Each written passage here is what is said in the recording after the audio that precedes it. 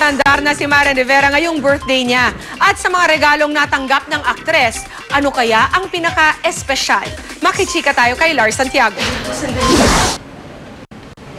Akala ni Marian Rivera, puro trabaho lang ang gagawin niya ngayong birthday niya. Alas 7 ng umaga pa lang, nasa set na siya ng Darna at lahat ng eksena niya ay sa loob ng bahay ampunan kinukunan. Di niya alam na sa labas ng bahay, may nakahandang pagkain para sa surprise birthday lunch para sa kanya. Nang mag-lunch break, laking gulat ng aktres sa kanyang paglabas. Happy birthday! Happy birthday!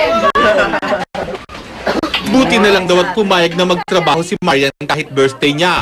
Itinuturing ni Marian na isa sa pinakamagandang regalo sa kanyang kaarawan, ang mataas na rating ng Darna sa pilot episode nito. Nakakataba ng puso na nagustuhan nila umpisa pa lang kasi doon talaga pagbabasihan kapag umpisa. So, at itong tagumpay na nakuha namin ay hindi lang dahil sa akin, kundi sa lahat talaga ng cast ng Darna, staff, crew at sa likod ng camera. Ito na raw ang pinakamasayang kaarawan ni Marian. Maganda ang takbo ng kanyang career at masaya siya sa kanyang pamilya. At dahil kaarawan niya, pinayagan si Marian ng mga namamahala ng Darna na maagang matapos ang taping.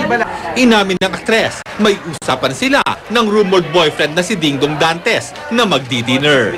Actually, siya lang ang may plano ng lahat. Ako pinagsabihan lang niya na magbihis at mag-ayos at susunduin niya ako.